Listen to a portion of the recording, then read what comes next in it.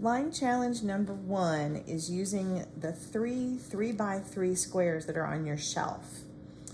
So to tackle this kind of a line challenge, it's going to repeat lines over and over again, and we're going to utilize our Sharpie, which has not only a bold end, but the fine point end. And we're going to use, if I can get the cap off, the fine point end, all right, for most of this challenge. So we are going to utilize some kind of a pencil. You have pencils at your accessibility. And we're going to just do this basic example that was on the instructions. So I'm just going to use and follow these bold lines here on this card. So I'm going to use this as a ruler, and I'm going to make my diagonal line. And I'm going to have you do this along with me here. And then I'm going to make a line coming down. And then we've got a curved line. So I'm going to make a curved line. All right, now I can put that spare square away. All right, the instructions were a little bit difficult to kind of, I guess, wrap your head around, which is why I wanted to do this little video. Here's what we're going to do. I'm going to turn these this way, okay, and kind of get a different view of this. And what we want to do is I'm going to work with this small triangular section first. I'm going to follow but not draw on the line that I have in pencil from one end to the other. Now, also notice that I'm doing this on some kind of a paper, okay? You have, I think, on your shelves, a big cardboard piece, or it's a tag board. So I'm gonna ask that you put that brown paper, that brown board, underneath, like I have this orange piece of paper underneath, so that, see, it can capture any of your dots that you do going off the side, so it doesn't get onto our tables.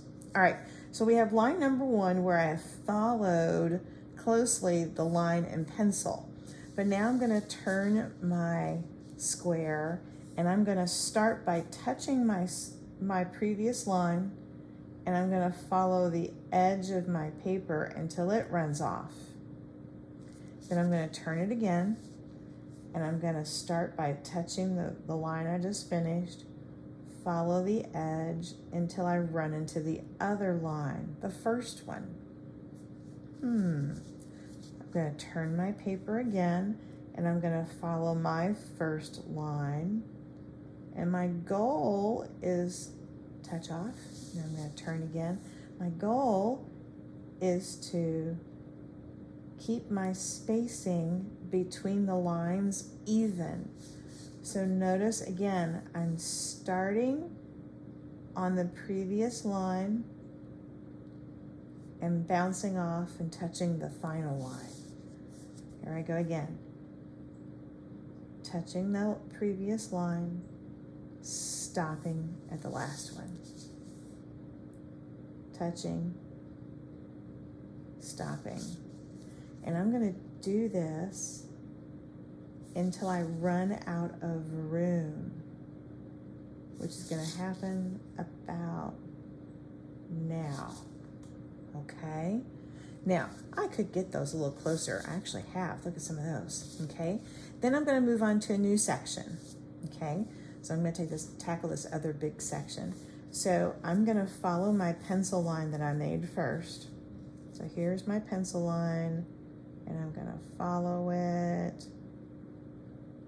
Follow, follow, follow, follow, follow, follow until I touch the border.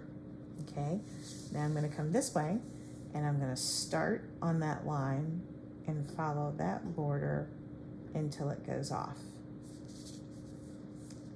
Start on this line and follow till it goes off. If you have to watch this little segment and remind yourself every time you come in how to do this, that's totally cool. There are folks that have struggled with this little tracing factor. It's not just tracing one square inside of another square inside of another square. It kind of gives an interlocking feel. So I'm starting by touching the previous line and then working my way off. All right? So give yours a shot.